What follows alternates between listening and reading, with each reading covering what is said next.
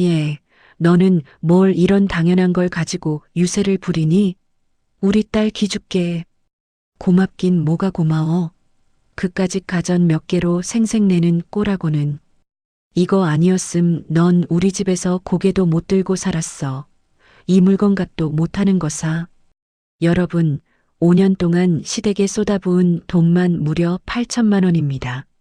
입주 선물로 보낸 2천만 원어치 가전제품을 보고 시어머니가 내뱉은 첫마디가 바로 이겁니다. 제 피 같은 돈을 그까짓 거라고 비웃는 시어머니와 촌스럽다며 낄낄대는 시누이. 저는 그 즉시 설치기사님께 말했습니다. 기사님, 배송 주소 바꿀게요. 저희 친정엄마 집으로요. 텅 빈 거실에서 비명을 지르는 시댁 식구들을 뒤로하고 시작된 며느리의 치밀하고도 잔인한 복수극. 지금 바로 시작합니다. 사연 시작 전 구독, 좋아요는 행복입니다. 안녕하세요. 여러분, 사랑만 있으면 모든 고난을 이겨낼 수 있을 거라 믿었던 시절이 있었습니다. 중견기업 회계팀에서 10년을 버티며 과장 자리에 오르기까지 저는 오로지 성실함 하나로 제 앞가림을 하며 살았죠. 돌아가신 아버지가 남겨주신 유산과 제 피땀 어린 저축이 합쳐지니 30 중반의 나이에 남부럽지 않은 자산도 갖게 되었습니다. 그때 제 곁에 나타난 사람이 지금의 남편이었어요. 중소기업 대리로 일하며 성실하게 살아가는 그 남자의 따뜻한 눈빛과 진심 어린 프로포즈에 저는 제가 가진 조건보다 그 사람의 인성을 믿고 평생을 약속했습니다. 결혼식 날 남편은 제 손을 꼭 잡으며 속삭였죠. 유나, 너처럼 멋진 여자가 나 같은 놈이랑 결혼해줘서 정말 고마워. 내가 평생 공주처럼 모실게. 그때까지만 해도 저는 제 선택이 틀리지 않았다고 확신했답니다. 하지만 결혼 후 처음 맞이한 명절, 시댁 거실에 모인 친척들 사이에서 제 환상은 아주 조금씩 금이 가기 시작했습니다. 시어머니는 화려한 과일 바구니를 앞에 두고 친척들에게 저를 소개하셨죠. 자, 인사들 해. 우리 큰애가 데려온 복덩이야. 작은 어머니가 옆에서 거들었습니다. 형님, 며느리 인물이 참 좋니요. 대기업 다닌다면서요? 그러자 시어머니 김복순 씨의 입에서 묘한 답변이 흘러나왔습니다. 인물도 인물이지만 우리 며느리가 돈은 좀 있어. 친정에서 물려받은 것도 꽤 된다더라고. 그래서 우리 아들이 고생 안 하겠지 싶어. 뭐, 우리 정민이가 며느리 복이라기보다는 사실 돈 복이 터진 거지. 거실에 있던 친척들이 하하 웃음을 터뜨렸습니다. 아이고, 형님도 참. 며느리가 돈 많으면 그게 며느리 복이죠. 저는 순간 얼굴이 화끈거려 고개를 들 수 없었습니다. 칭찬인 듯 하면서도 저라는 존재 자체보다는 제가 가진 배경에만 집중하는 그 말투가 가슴 한구석을 서늘하게 훑고 지나갔거든요. 주방에서 남편을 슬쩍 쳐다봤지만 남편은 그저 과일을 깎으며 멋쩍게 웃기만 할 뿐 아무 말도 하지 않았습니다. 시누이 서연이는 한술 더 떴습니다. 30살이나 된 성인이면서도 시어머니의 품 안에서 애교를 떨던 서연이가 제 옆으로 다가왔죠. 제 의자에 걸쳐둔 가방을 유심히 살피더니 툭 던지는 말이 가관이었습니다. 언니, 이거 명품관에서 본 건데. 진짜예요? 당황한 제가 어색하게 웃으며 대답했습니다. 네 아가씨, 결혼하기 전에 나한테 주는 선물로 하나 산 거야. 서연이는 입술을 삐죽이며 제 팔뚝을 툭 쳤습니다. 와, 좋겠다. 언니는 돈 많으니까 이런 것도 막 사고. 나는 엄마가 사주는 것만 들고 다니는데 나중에 나도 이런 거 하나 사줄 거죠? 웃으며 하는 말이었지만 그 눈빛에는 묘한 질투와 당연하다는 듯한 요구가 섞여 있었습니다. 저는 그저 아직 어려서 철이 없나 보다 하며 넘기려 애썼죠. 명절이 지나고 얼마 후 시어머니의 첫 생신이 다가왔습니다. 며느리로서 도리를 다하고 싶었던 저는 며칠을 고민하다 백화점에 들렀습니다. 연세가 있으신 시어머니를 위해 수백만 원을 호가하는 최고급 안마의자를 결제했죠. 거실 한복판에 커다란 안마의자가 들어오던 날, 저는 시어머니의 환한 미소를 기대했습니다. 하지만 안마의자에 앉아본 시어머니의 반응은 제 예상과는 사뭇 달랐습니다. 유나야, 이런 거 다 돈 낭비다. 내가 이런 거 안 써도 잘 사는데 괜히 사람 번거롭게 만드니? 시어머니는 마뜩자는 표정으로 리모컨을 이리저리 만지며 툴툴거렸습니다. 돈 좀 있다고 시어머니한테 유세 부리는 것도 아니고 앞으로는 이런 거 사오지 마라. 부담스럽다. 서운함이 밀려와 고개를 떨구고 있을 때였습니다. 현관문이 열리고 시댁 근처에 사는 고모님들이 들어오셨죠. 그러자 시어머니의 태도가 180도 바뀌는 게 아니겠어요? 어머 언니, 이게 뭐야? 안마의자니? 고모님의 감탄에 시어머니는 기다렸다는 듯 목소리를 높였습니다. 응, 우리 며느리가 내 생일이라고 백화점에서 제일 비싼 걸로 골라왔지 뭐야. 내가 그렇게 말렸는데도 돈이 남아도는지 기어코 이걸 사오니. 앉아봐, 언니. 이게 그렇게 시원하다니까? 조금 전까지 저를 타박하던 목소리는 온데간데 없고 마치 본인이 대단한 효도를 받는 양 거드름을 피우는 모습에 저는 혼란스러웠습니다. 그날 밤 집으로 돌아오는 차 안에서 남편에게 속마음을 털어놨습니다. 여보, 어머니가 아까 안마의자 보시고 나한테는 돈 낭비라고 하셨거든. 근데 고모님들 앞에서는 또 자랑하시고 내가 어떻게 맞춰드려야 할지 조금 어렵니다. 남편은 운전대를 잡은 채 제 손을 토닥이며 대답했습니다. 유나 네가 이해해줘. 우리 엄마가 좀 무뚝뚝해서 그래. 속으로는 엄청 좋아하시면서 겉으로는 쑥스러우니까 반대로 말씀하시는 거야. 네가 워낙 유능하고 잘하니까 엄마도 적응할 시간이 필요하시겠지. 남편의 다정한 목소리에 저는 다시 한번 마음을 다잡았습니다. 그래, 낯선 사람이 가족이 되었으니 시간이 필요할 거야. 내가 더 진심으로 다가가면 알아주시겠지.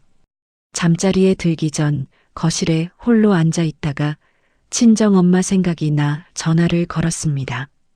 신호음이 몇 번 울리기도 전에 엄마의 부드러운 목소리가 들려왔습니다. 응, 우리 딸. 이 시간에 웬일이야? 그냥 엄마 목소리 듣고 싶어서. 잘 지내고 있지? 그럼 엄마는 잘 있지. 너는 어떠니? 시댁 어른들은 잘해주셔? 저는 가슴속에서 울렁거리는 불안감을 꾹 누르며 밝은 척 대답했습니다. 응, 엄마. 나 잘 지내고 있어. 시어머니도 사실은 참 좋은 분이야. 오늘 안마의자 사드렸더니 쑥스러워서 고맙다는 말도 제대로 못하시더라고.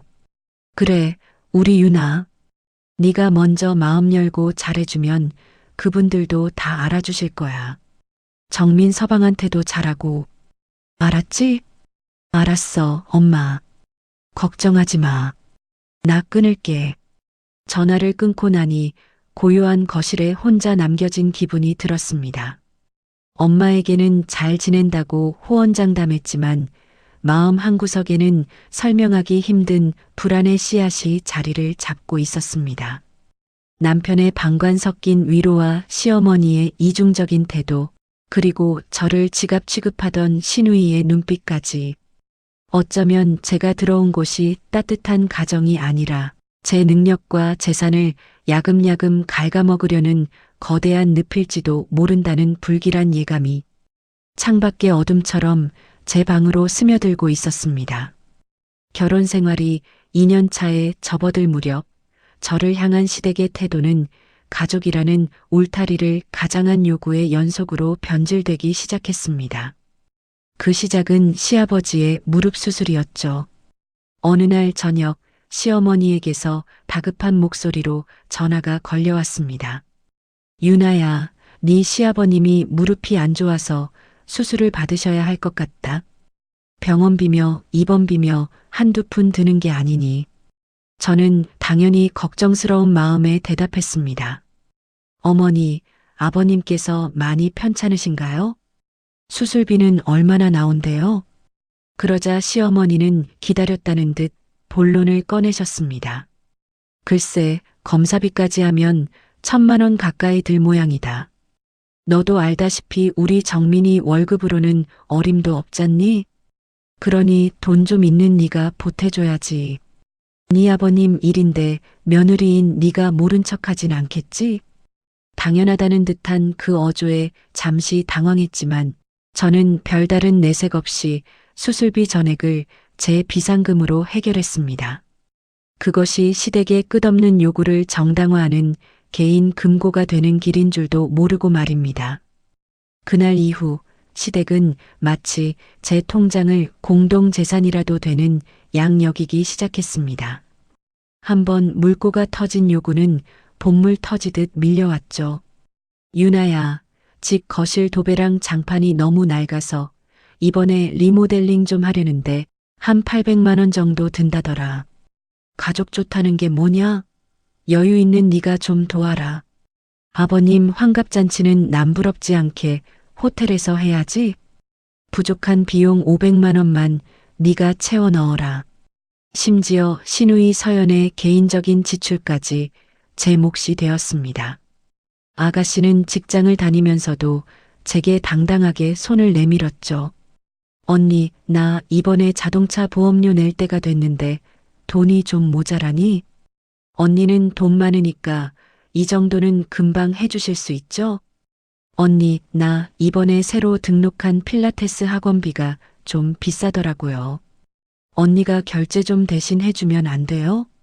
나중에 내가 잘 되면 다 갚을게요. 서연은 제 대답을 듣기도 전에 학원 결제창을 제 핸드폰으로 보내기도 했습니다. 제가 머뭇거릴 때마다 시어머니는 가족이라는 방패를 들고 나타나셨습니다. 가족끼리 돈 가지고 치사하게 구는 거 아니다. 너는 능력도 있고 친정에서도 받은 게 많으면서 시누이 돕는 게 그렇게 아깝니가? 그럴 때마다 남편의 태도는 저를 더 외롭게 만들었습니다.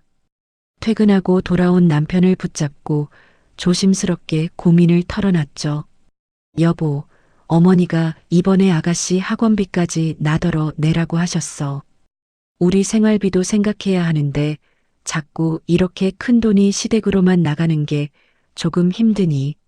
하지만 남편은 제 눈을 피하며 한숨을 내쉴 뿐이었습니다. 유나, 너 돈 많잖아. 어머니가 원래 좀 성격이 급하고 말씀이 거칠어서 그렇지 마음은 나쁜 분 아니야. 그냥 네가 좀 이해해주면 안 될까? 우리 집안 형편 뻔히 알면서 당신까지 이러면 나 정말 중간에서 힘들다. 남편은 이해라는 이름으로 제게 희생을 강요했고 저는 남편의 곤란한 표정을 볼 때마다 결국 또 제 지갑을 열고 말았습니다. 그러던 어느 날 사건이 터졌습니다. 아가씨가 갑자기 유럽 여행을 가겠다며 온 집안을 들쑤셔 놓은 겁니다. 시어머니는 어김없이 저에게 전화를 걸어오셨습니다. 유나야, 우리 서연이가 요즘 직장 스트레스 때문에 아주 죽을 맛이라니. 그래서 유럽 여행 좀 보내주려는데 네가 경비 좀 보태주면 좋겠다.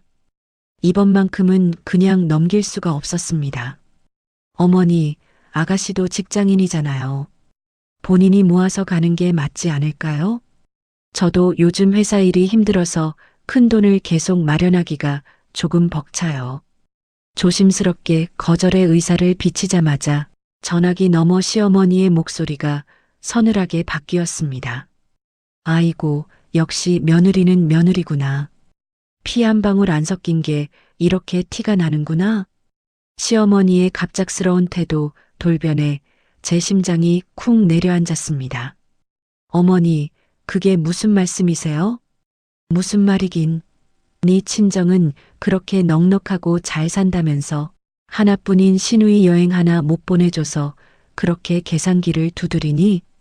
네가 우리 집에 시집 와서 사람 대접받는 게 다 누구 덕인데. 돈 좀 있다고 유세 떠는 것도 정도가 있지. 정말 실망이다. 일방적으로 전화를 끊어버린 시어머니 때문에 저는 멍하니 핸드폰만 바라보고 서 있었습니다. 그날 저녁 남편은 집에 오자마자 저를 몰아붙였습니다. 당신 엄마한테 대체 뭐라고 했어? 엄마가 울면서 전화 왔잖아. 며느리 눈치 보여서 말 한마디를 못하겠다고. 내가 뭘 어쨌는데? 아가씨 여행비를 내가 왜 다 대야 하느냐고 정당하게 말한 거야. 남편은 머리를 쥐어뜯으며 소리를 질렀습니다. 그냥 해주면 되잖아. 당신한테는 그까짓 몇백만 원 아무것도 아니잖아. 꼭 그렇게 엄마 기를 죽여야 속이 시원해? 남편의 외침을 뒤로하고 저는 화장실로 들어가 문을 잠갔습니다. 수도꼭지를 세게 틀어 물소리로 울음소리를 가린 채 변기 뚜껑을 닫고 앉아 하염없이 눈물을 쏟아냈습니다. 거울 속에 비친 제 얼굴은 2년 전 결혼식 날의 환한 미소는 온데간데 없고 초췌하고 생기 잃은 낯선 여자의 모습뿐이었죠. 내가 왜 이러고 있지? 나는 이 집에서 사람일까? 아니면 그냥 돈이 나오는 기계일까? 제 자존감은 이미 바닥까지 깎여나가 있었습니다. 내가 정말 너무한 걸까? 내가 돈을 더 잘 버니까 참아야 하는 걸까? 어느새 저는 시어머니의 가스라이팅대로 제 자신을 의심하고 있었습니다. 다음 날 아침 저는 결국 붓고 충혈된 눈을 비비며 핸드폰을 들었습니다. 그리고 아가씨의 계좌로 300만 원을 송금했습니다. 잠시 후 어제는 그렇게 저를 비난하던 시누이에게서 문자가 왔습니다. 와, 언니 역시 최고. 내가 잘 다녀와서 언니 선물 꼭 사올게요. 뒤이어 시어머니의 전화도 걸려왔습니다. 그래, 유나 네가 잘 생각했다. 가족끼리 일해야지. 정민이한테도 내가 너 칭찬 많이 해뒀으니까 기분 풀어라. 칭찬이라는 말로 포장된 착취의 굴레 속에서 저는 그래, 이걸로 다 조용해진다면 다행이지라며 비겁한 안도를 느꼈습니다. 하지만 그 대가로 제 마음은 조금씩 썩어 들어가고 있었습니다. 남편의 방광과 시댁의 당연한 요구 속에서 저는 저 자신을 지키는 법을 잊어가고 있었습니다. 가족이라는 이름의 족쇄가 점점 제 숨통을 조여오는 줄도 모른 채 저는 그렇게 시댁의 성실한 지갑이 되어가고 있었습니다. 바람끝이 제법 매서워지던 가을날이었습니다. 평소처럼 회사 업무를 보던 제게 청천벽력 같은 소식이 전해졌죠. 홀로 작은 가게를 운영하며 저를 키워주신 친정엄마가 정기검진에서 위암 초기 진단을 받았다는 소식이었습니다. 하늘이 무너지는 것 같다는 말이 그제야 실감이 나더군요. 아버지가 돌아가신 뒤 엄마는 오로지 저 하나만을 바라보고 살아오셨는데 그 고단한 삶의 끝에 병이라니요. 저는 당장 수술비와 치료비를 계산해 보려 제 통장 계좌들을 열어보았습니다. 그런데 모니터에 찍힌 숫자를 확인하는 순간 제 심장이 덜컥 내려앉았습니다. 결혼 전 넉넉했던 제 저축액이 지난 3년 사이 반토막도 넘게 사라져 있었기 때문입니다. 시어머니의 등 떠밀림에 냈던 수술비, 리모델링비, 환갑잔치, 그리고 시누이의 자동차 보험료와 여행 경비까지 시댁이라는 거대한 늪에 쏟아부은 돈들이 그제야 뼈아픈 후회로 다가왔습니다. 퇴근 후 거실에서 TV를 보던 남편에게 저는 어렵게 말을 꺼냈습니다. 여보, 나 할 말이 있는데 우리 친정엄마가 위암 초기래. 당장 수술을 받아야 할 것 같아. 남편은 깜짝 놀라며 대답했습니다. 뭐, 정말이야? 아이고, 장모님 어떡하냐? 많이 편찮으신 건 아니지? 걱정해주는 남편의 모습에 용기를 내어 본론을 말했죠. 그래서 말인데 당분간 엄마 병원비랑 간병비가 많이 들 것 같아.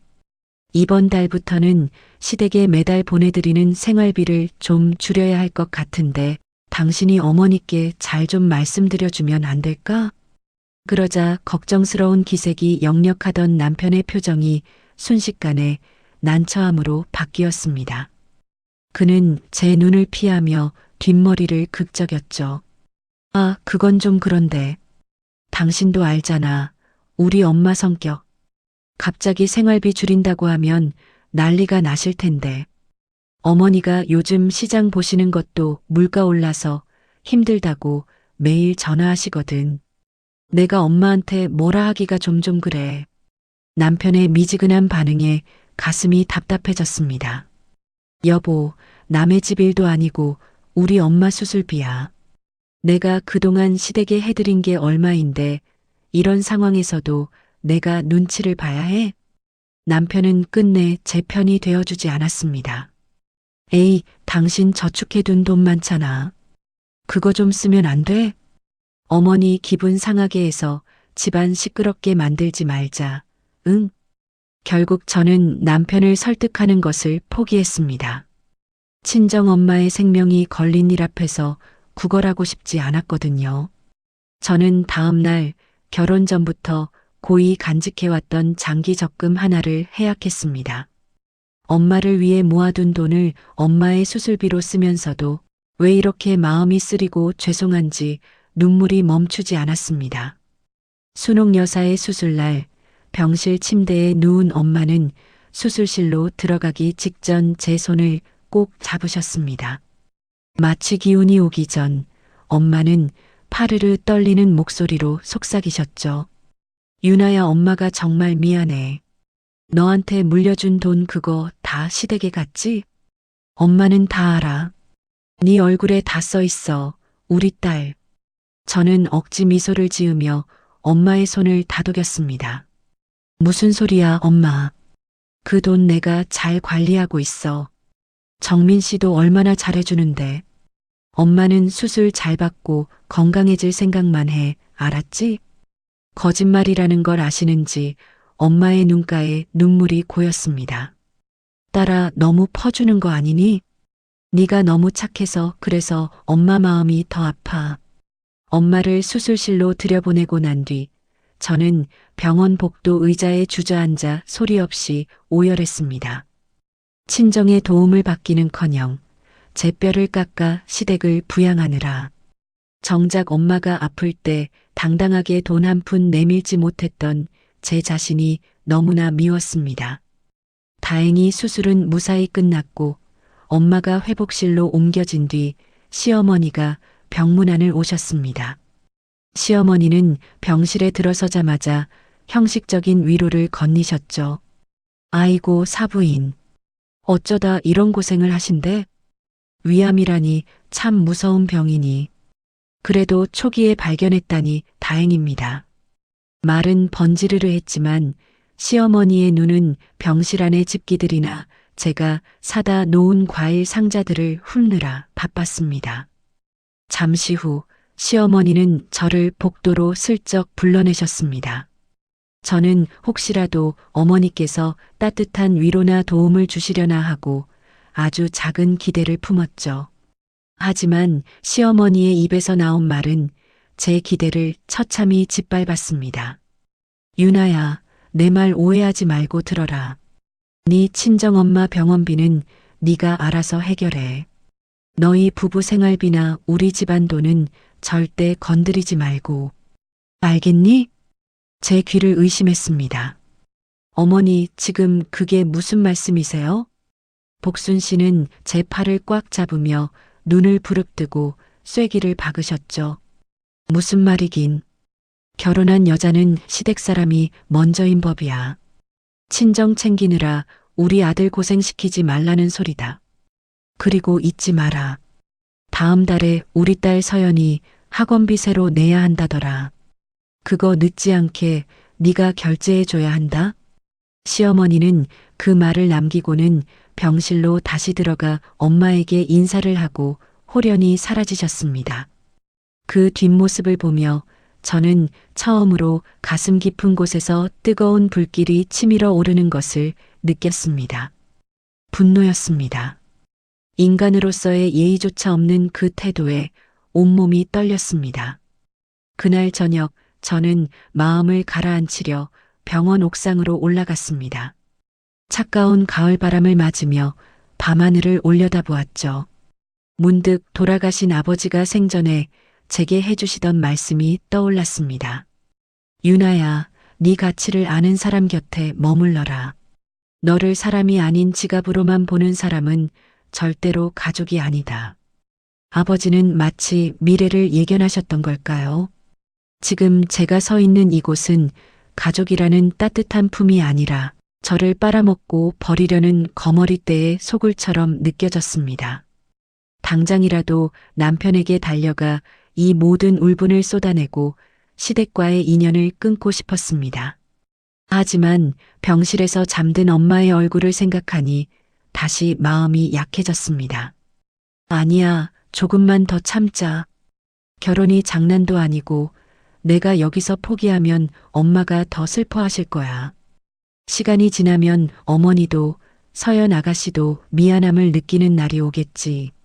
저는 스스로를 또다시 가스라이팅하며 분노를 억눌렀습니다. 고개를 저으며 옥상을 내려오는 제 발걸음은 여전히 무거웠지만 제 마음의 성벽에는 이미 아주 깊고 선명한 균열이 생기고 있었습니다. 시댁을 향한 맹목적인 희생이 결코 보답받을 수 없다는 사실을 저는 본능적으로 깨닫기 시작한 것입니다. 꽃향기가 완연한 봄이었지만 제 마음에는 시커먼 먹구름이 들이우고 있었습니다. 결혼 4년 차 드디어 시누이가 결혼을 발표했기 때문입니다. 상대는 대기업에 다닌다는 박준혁 씨였는데 번듯한 직함과는 달리 속내는 아주 계산적인 사람이었습니다. 요즘은 집값이 워낙 비싸니 살림살이는 서연 씨 쪽에서 완벽하게 준비해 오는 게 맞지 않겠어요? 예비 신랑의 은근한 압박에 시누이는 안달이 났고 그 화살은 고스란히 저를 향했습니다. 어느 날 저녁 시어머니는 저를 따로 방으로 부르셨습니다. 차 한 잔 내어주지 않고 앉자마자 본론부터 꺼내시더군요. 유나야, 너도 들었지? 서연이 시댁 쪽이 보통 까다로운 게 아니란다. 우리 딸 기죽이지 않으려면 혼수만큼은 남부럽지 않게 해보내야 해. 저는 예감이 좋지 않아 침묵을 지켰지만 시어머니의 입은 멈추지 않았습니다. 냉장고, 세탁기, 건조기, 청소기, 텔레비전. 요즘 신혼집에 이 정도는 기본이라더라. 서연이 혼수, 네가 좀 크게 싸라. 너무나 당당한 요구에 기가 막혀 실소가 터져 나왔습니다. 어머니, 그 가전들 다 합치면 금액이 어마어마해요. 제가 그동안 시댁에 보탠 돈도 적지 않은데 혼수까지 제가 다 맞는 건 무리예요. 그러자 시어머니는 미간을 찌푸리며 목소리를 높이셨습니다. 무리는 무슨 무리? 네가 시집 올 때 우리가 얼마나 잘해줬니? 그때 생각하면 이 정도는 네가 당연히 보답해야 하는 거야. 실제로는 예물 하나 제대로 받은 기억이 없는데 시어머니는 존재하지도 않는 과거의 은혜를 들먹이며 저를 몰아세웠습니다. 옆에서 듣고 있던 남편 역시 제 편이 아니었습니다. 방으로 돌아온 남편은 제 어깨를 주무르며 애처로운 눈빛을 보냈죠.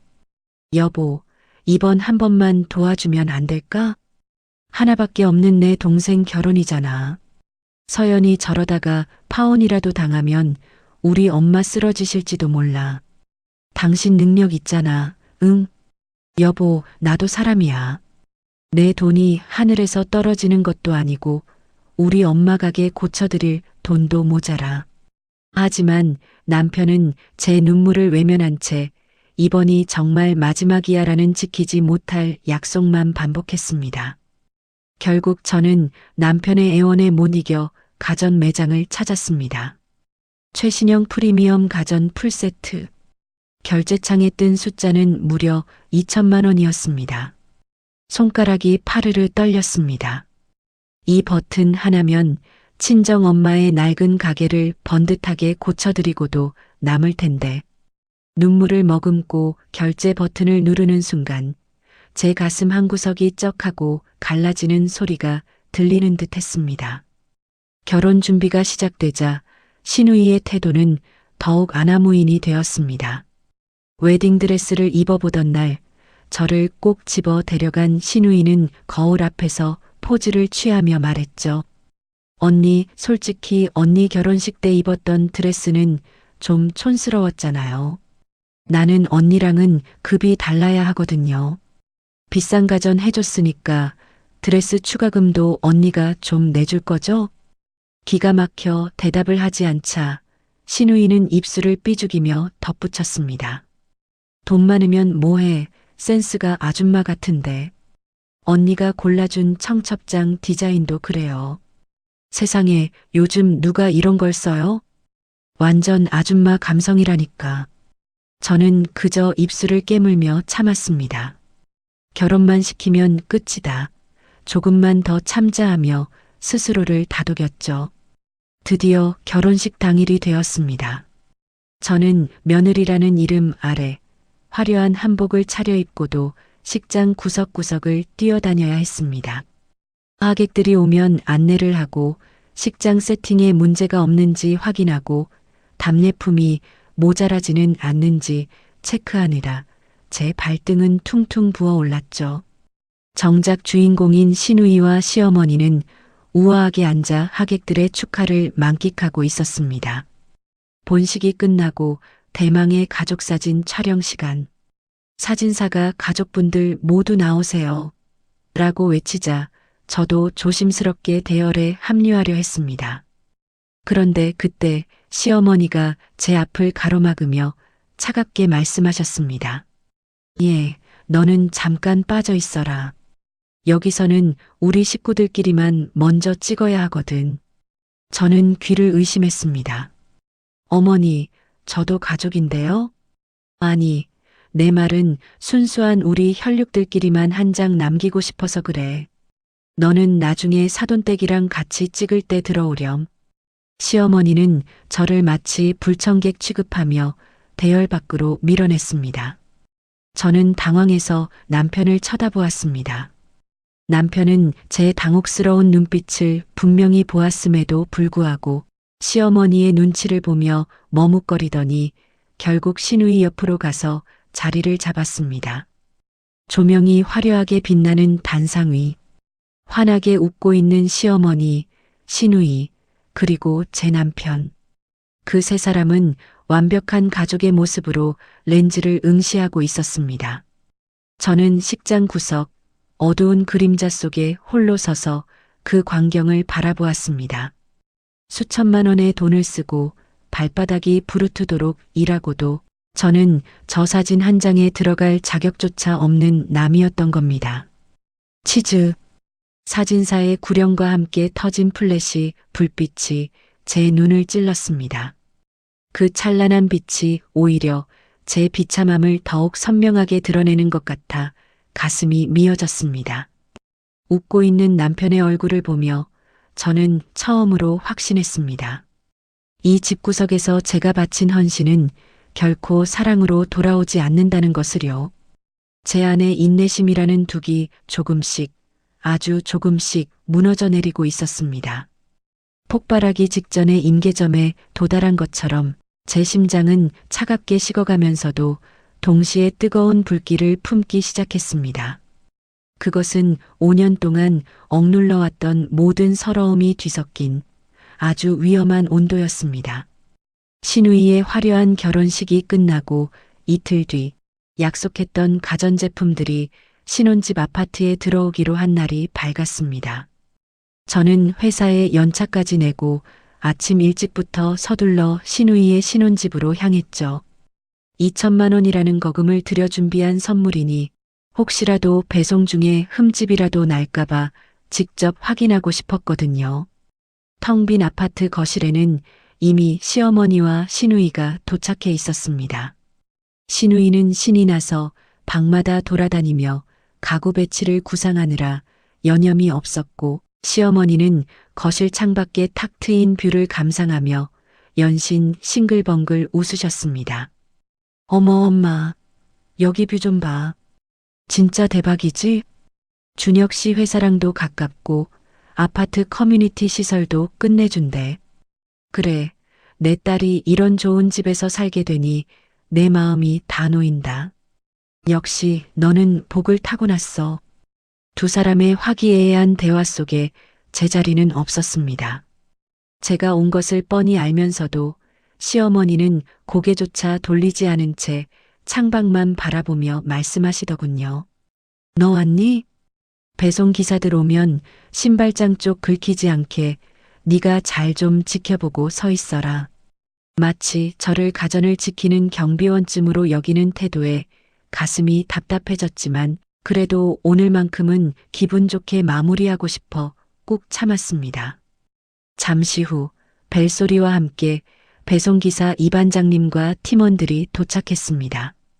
거대한 박스들이 하나둘씩 현관을 통과해 거실로 들어오기 시작했죠. 최고급 냉장고부터 AI 세탁기와 건조기, 그리고 번쩍이는 텔레비전까지. 박스가 뜯기고 가전의 자태가 드러날 때마다 집안 분위기가 확 달라졌습니다. 설치를 진행하던 이 반장님이 땀을 닦으며 감탄 섞인 목소리로 말씀하시더군요. 와, 사모님. 이거 정말 프리미엄 라인으로만 싹 맞추셨니요. 이 정도 풀세트면 대한민국에서 신혼 살림으로는 정말 완벽한 수준입니다. 따님분이 시집 정말 잘 가시나 봐요. 부럽습니다. 이 반장님의 극찬에 저는 그동안의 서운함이 조금은 보상받는 기분이 들었습니다. 그래서 옆에 계신 시어머니를 향해 환하게 웃으며 한마디 건넸죠. 어머니, 기사님 말씀 들으셨죠? 제가 우리 아가씨 기죽지 말라고 백화점 가서 제일 좋은 사양으로만 골랐거든요. 설치된 거 보니까 정말 뿌듯하니요. 어머니 보시기에도 괜찮으시죠? 사실 대단한 칭찬을 바란 것도 아니었습니다. 그저 고생했다는 따뜻한 눈길 한 번, 내 정성을 알아준다는 짧은 수긍 한마디면 충분했을 겁니다. 그런데 제 말이 끝나기가 무섭게 시어머니의 얼굴이 싸늘하게 굳었습니다. 시어머니는 콧방귀를 뀌며 저를 아래 위로 훑어보셨습니다. 기사님, 뭘 이런 걸 가지고 부럽다 그래요. 요즘 애들 다 이 정도는 기본으로 하고 살아요. 야, 그리고 너는 뭘 이런 당연한 걸 가지고 유세를 부리니? 너 지금 네 돈 좀 썼다고 시어머니 앞에서 대접받고 싶어서 안달난 거냐? 시어머니의 입에서 나온 첫 번째 비수가 제 심장을 정면으로 찔렀습니다. 너무 당황스럽고 억울한 마음에 저도 모르게 목소리가 떨려 나왔습니다. 어머니, 유세라니요. 말씀이 너무 심하세요.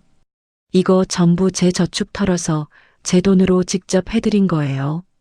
다른 집은 새언니가 이렇게 해주는 데가 있나요? 제가 큰맘 먹고 해드린 거면 고맙다는 말씀 한마디는 해주셔야 하는 거 아닌가요? 제 항변의 시어머니는 기다렸다는 듯 더 날카로운 독설을 내뱉으셨습니다. 고맙긴 뭐가 고마워. 네가 이 집안 며느리로 들어와서 그동안 우리 아들 덕에 받아 누린 게 얼마인데? 그까짓 가전 몇 개 해줬다고 지금 시어머니 가르치려 드는 꼴 좀 봐라. 너 정말 천박하게 굴 거니?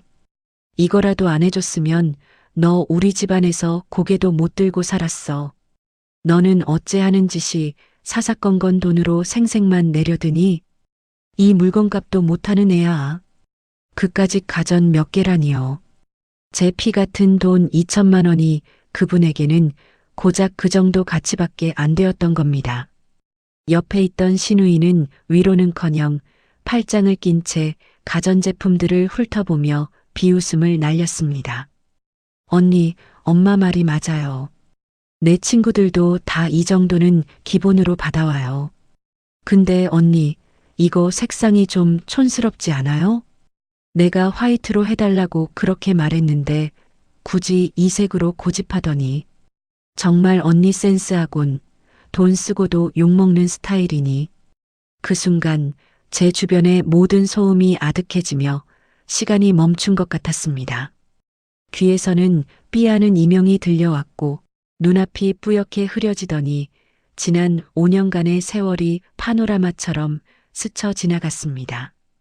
시아버지 무릎 수술비 1,000만 원을 내고도 당연하다는 듯 타박받던 날 시댁 거실 리모델링 비용을 대고 텅 빈 통장을 보며 한숨 쉬던 밤 신우이의 해외여행 경비를 보내주고 화장실에서 숨죽여 울던 순간들 그리고 무엇보다 당신 몸이 무너져 내리면서도 딸이 시댁에서 기죽을까봐 엄마는 괜찮다며 수술실로 들어가던 친정엄마의 그 젖은 눈동자가 떠올랐습니다.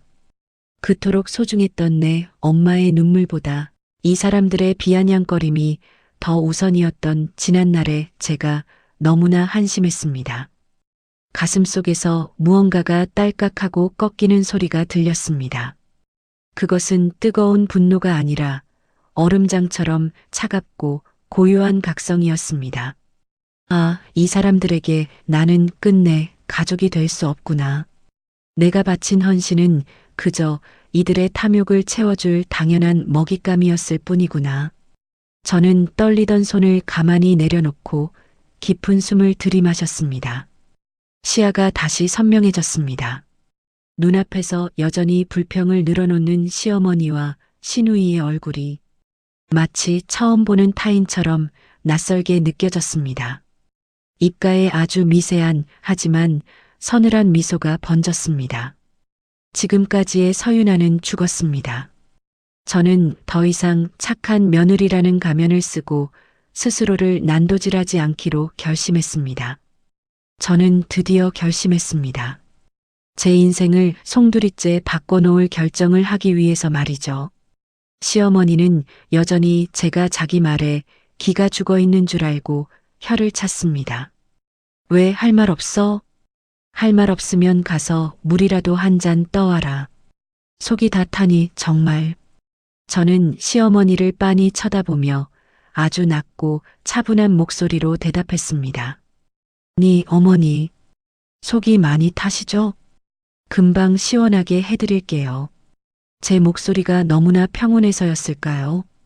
시어머니와 시누이는 잠시 움찔하며 저를 쳐다보았습니다. 하지만 저는 이미 그들을 지나쳐 이 반장님 앞으로 걸어가고 있었습니다. 5년의 인내를 끝내고 제가 가진 권리를 오롯이 되찾아야 할 시간이 비로소 찾아온 것입니다. 폭풍 전야의 고요함이라는 말을 그때서야 실감했습니다. 제 가슴 속에서 5년 동안 타오르던 불꽃이 일순간에 차가운 얼음 결정체로 변하는 기분이 들었거든요. 이상하게도 손끝 하나 떨리지 않았습니다. 오히려 10년 넘게 회계팀에서 근무하며 가장 중요한 서류에 도장을 찍을 때보다 더 선명한 확신이 온몸의 혈관을 타고 흐르는 것 같았습니다. 옆방 다용도실에서는 세탁기 수평을 맞추는 이 반장님의 공고 소리가 경쾌하게 들려오고 있었죠. 저는 그 소리를 배경 삼아 바로 옆방에 있는 이 반장님에게 다가가 말했습니다. 시어머니와 시누이는 저게 지금 무슨 말을 하러 가는 거야? 라는 눈빛으로 저를 빤히 쳐다보고 있었지만 저는 아랑곳하지 않았습니다. 이 반장님 앞에 멈춰선 저에게 이 반장님이 말했습니다. 네 사모님, 지금 세탁기 거의 다 들어갔습니다. 무슨 일이신가요? 저는 시어머니와 시누이를 똑바로 응시하며 한 글자 한 글자 힘을 주어 말했습니다. 네 기사님, 지금 설치 중인 가전들 전부 중단해 주세요. 그리고 이미 박스 뜯은 것들도 다시 포장해 주시길 바랍니다. 배송 주소를 지금 당장 변경하려고요. 순간 세탁기 돌아가는 소리마저 멈춘 듯 집안 전체에 정적이 감돌았습니다. 방 안에서 이 반장님이 당황한 기색이 역력한 목소리로 물었습니다. 아니, 그게 무슨 말씀이세요, 고객님? 지금 설치가 거의 반 이상 진행됐는데요. 주소 변경이라니요? 저는 단호하게 대답했습니다. 이 제품들 제가 제 카드로 전액 일시불 결제했습니다. 수령인 권한도 저한테 있고요. 지금 설치 멈추시고 제가 새로 불러드리는 주소로 보내주세요. 경기도에 있는 저희 친정엄마 집입니다. 전화를 끊기도 전에 시어머니 복순 씨의 얼굴이 터질 듯 벌겋게 달아올랐습니다. 그녀는 제 앞으로 달려들어 삿대질하며 고함을 질렀습니다. 너 지금 미쳤니? 이게 무슨 무례한 짓이야. 당장 그 말 취소 안 해? 신우이 서연이는 입을 벌린 채 얼어붙어 있다가 겨우 정신을 차린 듯 소리를 높였죠. 언니, 지금 제정신이에요? 내 신혼집에 들어온 걸 왜 언니 마음대로 빼가요? 이거 내 거야. 내 거라고요. 저는 이제껏 시댁 식구들 앞에서 한 번도 보인 적 없는 아주 차갑고 서늘한 미소를 지어 보였습니다. 어머니, 방금 말씀하셨잖아요. 이거 그까짓 거라고요. 그까짓 거 제가 다시 가져간다는데 왜 이렇게 난리가 나셨어요? 생색내는 거 꼴 보기 싫으시다면서요. 그래서 제가 생색 안 내려고 도로 가져가겠다는 건데요. 복순 씨는 기가 막힌다는 듯 숨을 헐떡이며 제 어깨를 밀치려 했습니다. 이게 어디서 말대답이야. 어른이 말씀하시면 예하고 들을 것이지 돈 몇 푼 냈다고 지금 반항하는 거냐? 반항이 아니라 권리 행사죠. 우리 친정엄마는요. 제가 양말 한 켤레만 사다 드려도 고맙다. 우리 딸 최고다 하시면서 눈시울 붉히시는 분이에요. 그까짓 가전 몇 개 가지고 며느리를 천박하다고 몰아세우는 분이 아니라요. 이 귀한 물건들 고마워할 줄 아는 사람한테 가는 게 맞지 않겠어요? 저는 고개를 돌려 창백해진 신우이를 바라보았습니다. 그리고 아가씨, 아까 색상이 촌스럽다고 하셨죠? 잘 됐니요. 제 센스가 워낙 아줌마 같아서 아가씨 신혼집 물 흐릴까봐 걱정됐거든요. 이거 빠지면 아가씨가 좋아하는 세련된 색상으로 아가씨 돈으로 직접 사세요. 아가씨 말대로 그게 기본이잖아요. 능력 있는 신랑 만났으니 그 정도는 일도 아니겠죠. 그 사이 거실로 나온 이 반장님과 팀원들은 어색한 표정으로 서 있었습니다. 시어머니는 기사님들의 팔을 붙잡고 늘어졌습니다. 기사님들, 이거 절대 못 가져가요. 이거 엄연히 우리 딸 집에 배송된 거예요. 가져가기만 해봐. 내가 경찰에 신고할 거야. 이 반장님은 난처한 듯 제 눈치를 살피더니 이내 단호하게 서류를 내보였습니다. 저 어머님, 저희는 결제자분의 지시를 따를 수밖에 없습니다. 여기 서명하신 분도 돈을 내신 분도 이 사모님이십니다.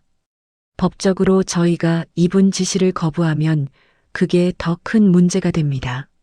자, 팀장님들, 전부 해체해서 다시 포장합시다. 서두르세요. 그때부터 기막힌 광경이 펼쳐졌습니다. 조금 전까지 위용을 뽐내며 자리를 잡았던 냉장고가 다시 포장재에 쌓여 거실을 가로질렀습니다. 세탁기와 건조기도 분리되어 차례대로 현관문 밖으로 빠져나갔죠. 복순 씨는 거실 바닥에 주저앉아 통곡하기 시작했습니다. 아이고, 저 망할년이 우리 집안을 망치니, 내 딸 혼수를 뺏어가니, 동리 사람들, 이것 좀 보세요. 서연이는 텅 비어가는 주방을 보며 제 옷자락을 붙잡고 울먹였습니다. 언니, 내가 잘못했어요. 나 내일 모레 이사한단 말이에요. 지금 가전 주문해도 한 달 넘게 걸리는데 나 밥은 어떻게 해먹고 빨래는 어떻게 해요? 제발 언니 이건 아니잖아요. 저는 신우이의 손을 차갑게 뿌리쳤습니다. 그걸 왜 나한테 물어보니? 네 오빠한테 물어봐. 5년 동안 내가 시댁에 돈 쏟아부을 때 옆에서 구경만 하던 네 오빠한테. 마지막으로 에어드레서가 현관을 빠져나가고 이 반장님이 제게 고개를 숙여 인사했습니다. 사모님, 친정집 주소로 바로 출발하겠습니다. 1시간 뒤쯤 도착할 것 같니요. 니 기사님, 조심히 가세요. 수고비는 제가 따로 챙겨드릴게요. 현관문이 묵직한 소리를 내며 닫혔습니다. 방금 전까지 가전들로 가득 차 화려했던 신혼집은 이제 먼지만 날리는 차가운 콘크리트 덩어리로 변해 있었습니다. 복순 씨는 넋이 나간 듯 벽에 기대 앉아 있었고 서연이는 텅 빈 냉장고 자리에 얼굴을 묻고 엉엉 울기 시작했습니다. 그 울음소리가 메아리치는 거실 한가복판에서 저는 생전 처음 느껴보는 자유를 만끽했습니다. 심장이 터질 듯이 뛰었지만 무섭지 않았습니다. 오히려 5년 묵은 체중이 싹 내려가는 것처럼 속이 시원했죠. 저는 바닥에 떨어진 제 가방을 품격 있게 챙겨 들었습니다. 어머니, 가전이 없어서 집이 좀 썰렁하죠? 근데 걱정 마세요. 그까짓 가전 없어도 사람 대접받고 고개 들고 살 수 있다고 하셨잖아요. 이제 그 대단한 자존심으로 이 넓은 집 채우고 살아보세요. 저는 뒤도 돌아보지 않고 아파트를 나왔습니다. 엘리베이터 거울에 비친 제 모습은 더 이상 누군가의 비위를 맞추느라 전전긍긍하던 며느리가 아니었습니다. 자신의 가치를 지키기 위해 칼을 빼든 한 명의 당당한 여자였습니다. 저는 핸드폰을 열어 엄마에게 메시지를 보냈습니다. 엄마, 지금 집으로 선물 하나 보냈어. 오늘부터 엄마는 우리 집 공주님이야. 신우이의 텅 빈 신혼집을 뒤로하고 친정으로 향하는 가전 트럭을 확인한 뒤 저는 평소보다 조금 늦게 집으로 돌아왔습니다. 현관문에 도어락 번호를 누르는 손길이 그 어느 때보다 가벼웠죠. 하지만 문이 열리자마자 저를 맞이한 건 어둠 속에서 살기등등한 기운을 내뿜으며 서 있는 남편이었습니다. 남편은 제가 들어오자마자 신발도 벗기 전부터 고함을 지르기 시작했습니다. 이미 시어머니에게서 수십 통의 전화를 받고 잔뜩 독이 오른 상태였죠. 너 지금 제정신이야? 지금 우리 집 난리 났어. 서연이는 울다가 실신 직전이고 엄마는 뒷목 잡고 쓰러질 뻔하셨다잖아. 너 대체 무슨 짓을 하고 돌아다니는 거야? 남편의 얼굴은 분노와 당혹감으로 일그러져 있었습니다. 마치 제가 세상에 둘도 없는 대죄라도 지은 사람을 보듯 저를 몰아세웠죠. 하지만 저는 눈 하나 깜짝하지 않았습니다. 오히려 차분하게 외투를 벗어 옷걸이에 걸고 거실 소파에 앉아 가방을 내려놓았습니다. 그리고는 여전히 씩씩거리며 서 있는 남편을 향해 아주 담담하게 물었습니다. 여보, 소리 좀 그만 지르고 여기 앉아봐. 나도 당신한테 물어볼 게 하나 있거든. 우리가 결혼하고 지난 5년 동안 내가 당신 본가에 쓴 돈이 총 얼마인지 너 알고나 있니? 남편은 제 예상치 못한 질문에 당황한 듯 말문이 막혔습니다. 그게 지금 여기서 왜 나와? 지금 가전을 다 빼돌린 게 문제지. 옛날 돈 얘기를 왜 꺼내냐고. 저는 대답 대신 가방에서 태블릿 PC를 꺼냈습니다. 저는 숫자와 씨름하는 회계팀 과장입니다. 제 직업병일 수도 있겠지만 저는 시댁의 요구가 시작된 날부터 단 한 푼의 지출도 빠짐없이 엑셀 파일에 기록해 두었거든요. 태블릿 화면을 켜서 남편의 코앞에 들이밀었습니다. 잘 봐. 시아버지 무릎 수술비 1,000만 원. 시댁 거실 리모델링 800만 원. 아버님 환갑잔치 호텔 대관비 500만 원. 서연 아가씨 자동차 보험료 3년치의 필라테스 학원비, 그리고 유럽 여행 경비 300만 원까지. 여기에 이번에 내가 긁은 가전 2천만 원 포함해서 총합계가 얼마인 줄 알아? 7,800만 원이야. 선명하게 찍힌 7,800이라는 숫자를 보자 남편의 눈동자가 흔들리기 시작했습니다. 저는 냉소 섞인 목소리로 말을 이어갔죠. 7,800만 원. 여보, 이거 당신 연봉으로 몇 년을 한 푼도 안 쓰고 모아야 하는 돈인지 계산해 볼래? 내가 내 친정 엄마 수술비 낼 돈이 없어서 적금 깨고 눈물 흘릴 때도 네 어머니는 며느리 돈은 당연히 시댁 돈인 줄 아셨어. 그런데 오늘 그분이 뭐라고 하셨는지 아니? 그까짓 가전 몇 개 가지고 생색내지 말래. 내가 이 집에 시집 와서 고개 들고 사는 게 다 그 가전 때문이니까 고마워할 필요도 없대. 남편은 입술을 달싹이면서도 여전히 본가 쪽의 입장을 대변하려 애썼습니다. 그래도 엄마가 하신 말씀이잖아. 노인네가 좀 거칠게 말씀하셨을 수도 있지. 그걸 꼭 그렇게 똑같이 갚아줘야 했어? 서연이는 이제 시댁에 뭐라고 말해? 입주 이틀 앞두고 가전이 싹 사라졌는데 그 집안 체면은 뭐가 되느냐고. 저는 남편의 말을 끊고 그의 눈을 똑바로 쳐다보았습니다. 내 체면은? 우리 엄마의 눈물은? 5년 동안 시댁의 끝없는 갈취를 견뎌온 내 마음은 네 눈에는 안 보여? 정민아, 이게 마지막 기회야. 딱 한 번만 묻자. 지금 이 순간 넌 누구 편이야?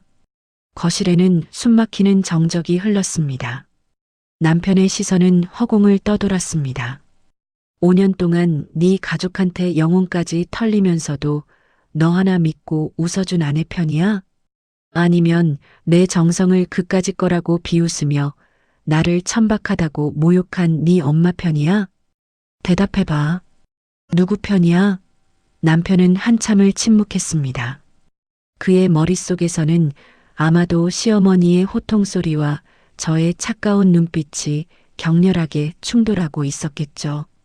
기나긴 정적 끝에 남편이 내뱉은 대답은 제 마지막 남은 기대마저 처참하게 짓밟았습니다. 내가 엄마한테 잘 얘기해 볼게. 엄마도 사과하시라고 하고 너도 좀 누그러뜨려서 가전은 다시 돌려주자. 응? 가족끼리 이렇게까지 칼날 세워서 뭐해? 내가 중간에서 노력할게. 그 중간이라는 단어가 제 귀에는 방관으로 들렸습니다. 결국 이 남자는 5년 전이나 지금이나 변한 게 없었습니다. 아내의 가슴이 난도질 당하는 것보다 자기 어머니의 기분이 상하는 게 더 무서운 겁쟁이일 뿐이었죠. 저는 태블릿을 끄고 차갑게 일어섰습니다. 그래, 알겠어. 네 답 충분히 알아들었어. 유나, 너 어디가? 내 말 안 끝났잖아. 남편이 뒤에서 부르는 소리를 무시하고 저는 작은 방으로 향했습니다. 오늘부터 난 이 방에서 잘 거야. 그리고 너랑 나눌 대화는 더 이상 없어. 방문을 걸어 잠그고 침대에 걸터 앉았습니다. 눈물조차 나오지 않았습니다. 오히려 머릿속은 회사 결산 때보다 더 명료해졌죠. 저는 핸드폰을 켜서 인터넷 검색창을 열었습니다. 그리고 망설임 없이 한 단어를 입력했습니다. 이혼 전문 변호사. 가장 후기가 좋고 단호하게 승소해준다는 변호사의 사무실 번호를 찾아 상담 예약을 잡았습니다. 문자가 도착하더군요. 상담 예약이 확정되었습니다. 화면에서 뿜어져 나오는 파란 불빛이 제 어두운 방안을 비추었습니다. 남편은 거실에서 여전히 시어머니의 전화를 받으며 어머니, 제가 잘 말해볼게요라고 쩔쩔매고 있었습니다. 그 비굴한 목소리를 들으며 저는 다짐했습니다. 내일 아침 태양이 뜨면 저는 더 이상 이 집안의 호구 며느리로 살지 않겠다고. 7,800만 원. 내가 바친 그 어마어마한 돈과 세월을 저는 반드시 법의 이름으로 돌려받을 것입니다. 마지막 기회를 걷어찬 남편에게 남은 것은 이제 아내의 웃음이 아니라 변호사의 날 선 통보서뿐일 테니까요. 작은 방에서 쪽잠을 자고 일어난 다음 날 아침부터 제 핸드폰은 비명이 지르듯 울려대기 시작했습니다. 시어머니가 밤새 친척들에게 전화를 돌려 저를 정신 나간 며느리로 낙인 찍어버린 모양이더군요. 모르는 번호와 친척들의 이름이 번갈아 뜨는 화면을 보며 입술을 깨물었습니다. 전화를 받자마자 쏟아진 건 위로가 아닌 서슬퍼런 훈수였습니다. 유나야, 네 시어머니가 울면서 전화 왔더라. 네가 미치지 않고서야 어떻게 시누이 혼수를 빼돌리니? 살다 살다 너처럼 독한 며느리는 처음 본다.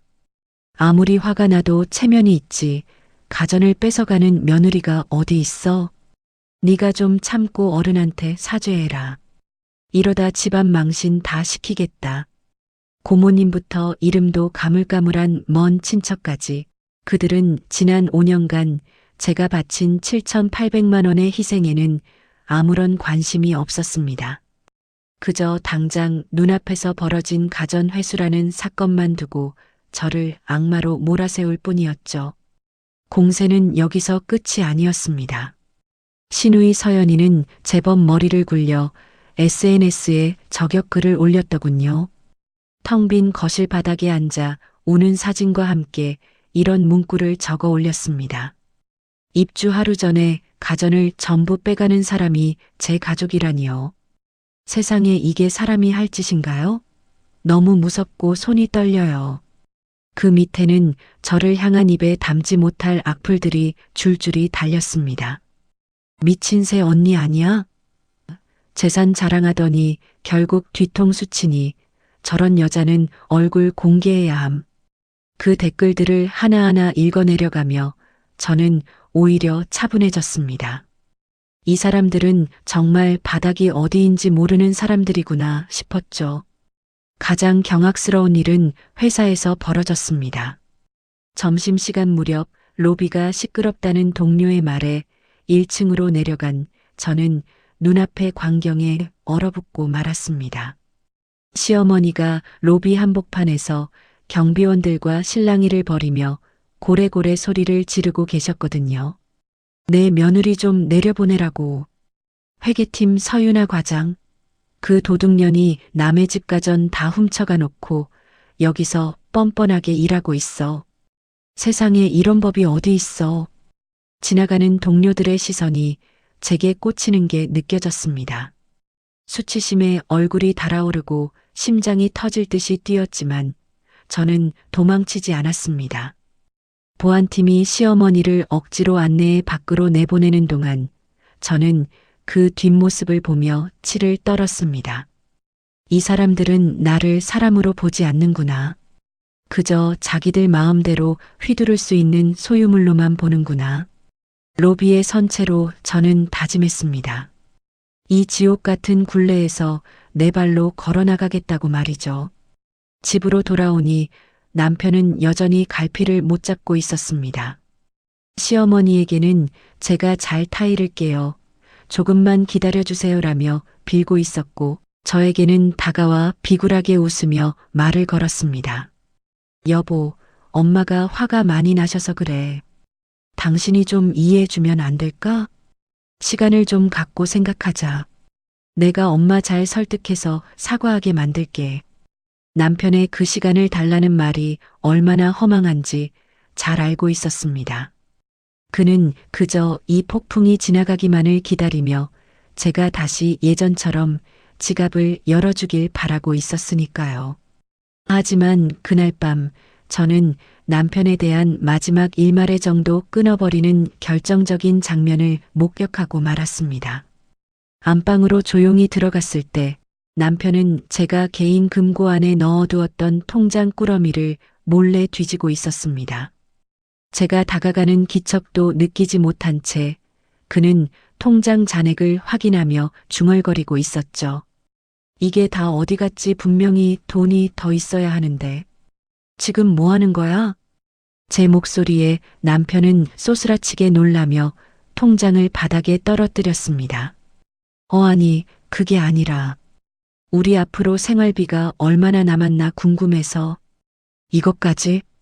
야, 너도 결국 그 사람들이랑 똑같은 거구나. 내 마음이 타 들어가는 건 안 보이고 내 통장에 남은 돈이 줄어드는 건 아까웠던 거야? 남편은 당황하며 변명을 늘어놓았지만 이미 제 눈에는 그가 시어머니와 다를 바 없는 약탈자로 보였습니다. 5년의 세월. 제가 사랑이라 믿었던 그 긴 시간의 끝이 고작 아내의 통장을 뒤지는 남편의 뒷모습이라니요. 이 사건으로 제 안의 마지막 감정적 끈은 완전히 끊어져 버렸습니다. 저는 바닥에 흩어진 통장들을 차갑게 수거해 가방에 넣었습니다. 우리 인연은 여기까지야. 더 이상 구질구질하게 굴지 마. 폭풍 같은 나날들이 지나고 이혼 전문 변호사를 다시 만났습니다. 이혼 소송 전문 베테랑답게 그녀는 제가 가져온 자료들을 검토하는 내내 단 한 번도 흐트러짐이 없었습니다. 제가 지난 5년간 회계사의 습관으로 꼼꼼히 기록해둔 7,800만 원의 지출 내역, 시어머니가 제 직장에서 난동을 부리던 날의 선명한 CCTV 영상, 그리고 시누이가 SNS에 올린 악의적인 도둑 새언니 저격글까지 모든 자료가 테이블 위에 일목요연하게 정리되었습니다. 최 변호사님은 안경을 고쳤으며 확신에 찬 목소리로 말씀하시더군요. 유나 씨, 고생 많으셨습니다. 하지만 이제 걱정하지 마세요. 이 정도 증거면 유책 사유는 차고 넘칩니다. 남편분이 통장을 몰래 뒤진 정황까지 있으니 신뢰관계 파탄도 명확하고요. 무엇보다 유나 씨가 혼인 전부터 가졌던 특유 재산과 부모님 유산은 재산 분할 대상이 아닙니다. 오히려 시댁에 쓴 돈 중 성격이 불분명한 것들은 부당이득, 반환 청구까지 검토해 볼 수 있어요. 그 말을 듣는 순간 가슴속을 짓누르던 돌덩이가 조금씩 가벼워지는 기분이 들었습니다. 법이라는 테두리가 저를 보호해 줄 수 있다는 사실이 그렇게 위안이 될 줄은 몰랐거든요. 저는 망설임 없이 이혼 조정을 신청했고 법의 이름으로 시댁에 정식 통보를 보냈습니다. 얼마 후 법원 조정실에서 남편과 마주 앉았습니다. 남편은 일주일 사이에 몰라보게 수척해진 모습이었지만 저는 흔들리지 않았습니다. 조정위원 앞에서 저는 차분하게 그리고 논리적으로 지난 5년간의 결혼 생활을 설명하기 시작했습니다. 저는 5년 동안 아내로서 그리고 며느리로서 최선을 다했습니다.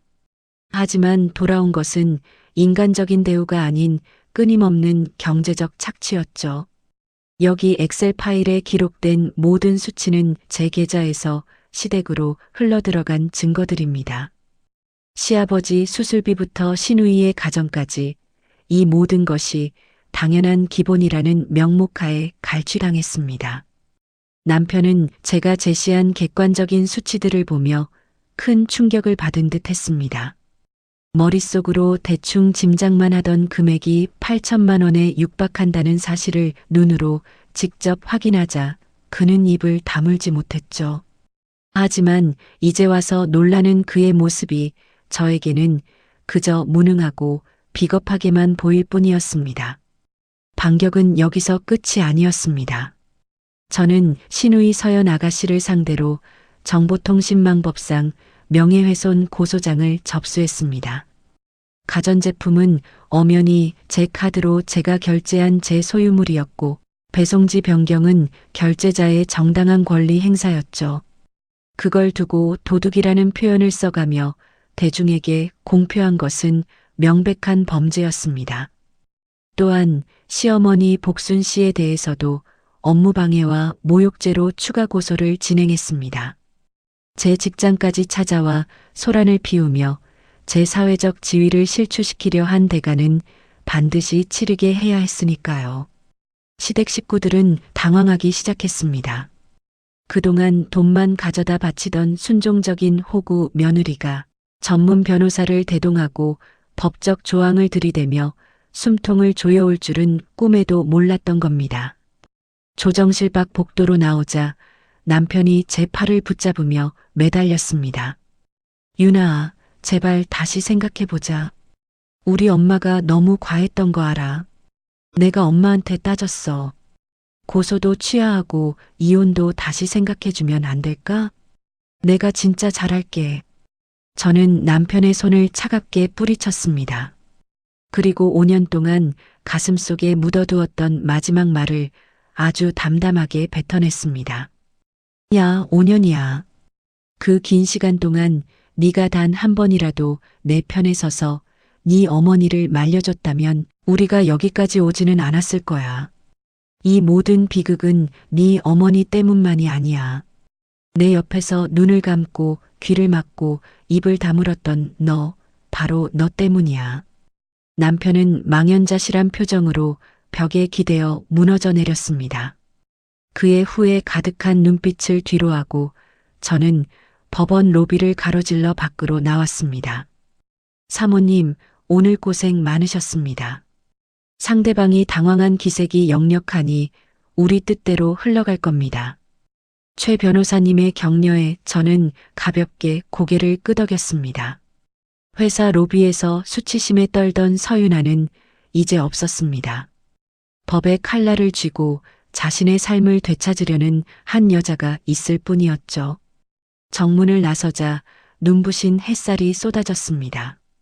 5년 동안 짊어지고 있던 무거운 짐을 내려놓은 것 같아 발걸음이 날아갈 듯 가벼웠습니다. 이제 남은 것은 이 진흙탕 싸움을 완벽하게 승리로 마무리 짓는 것뿐이었습니다. 제 가치를 짓밟았던 사람들에게 법이라는 정의가 얼마나 무거운 것인지 똑똑히 보여줄 시간이 성큼 다가와 있었습니다. 지루하고 치열했던 법적 공방이 끝을 맺었습니다.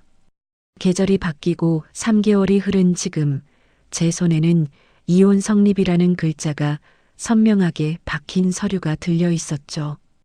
회계사로서의 치밀함을 발휘해 정리했던 자료들 덕분에 저는 제 권리를 완벽하게 지켜냈습니다.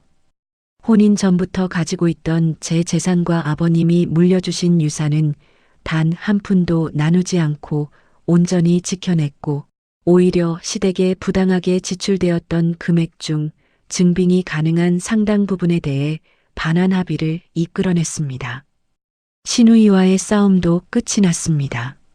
명예훼손으로 고소당해 경찰서 문턱을 넘나들던 신우이는 결국 울며 겨자 먹기로 합의를 요청해왔죠. 저는 고액의 합의금과 함께 한 가지 조건을 더 걸었습니다. 본인은 새 언니를 근거 없이 비방하고 모욕했음을 인정하며 진심으로 사죄합니다라는 내용의 공개 사과문을 자신의 SNS에 한 달간 게시하는 것이었죠. 남들에게 보여지는 체면이 목숨보다 소중했던 신우이에게는 사형 선고나 다름없었겠지만 선택의 여지는 없었습니다. 모든 절차가 마무리된 날, 저는 가벼운 마음으로 차를 몰아 친정엄마의 집으로 향했습니다.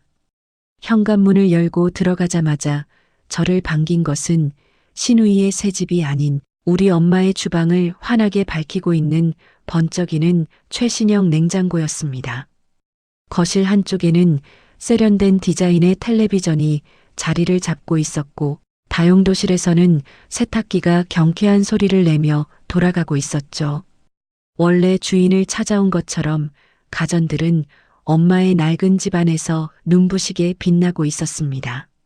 엄마는 앞치마에 손을 닦으며 달려나와 저를 꽉 끌어안으셨습니다. 유나야, 고생 많았다. 우리 딸. 엄마가 미안해. 좋은데 시집 보내서 공주처럼 살게 해주고 싶었는데 엄마가 사람을 잘못 봐서 너를 지옥으로 보냈구나.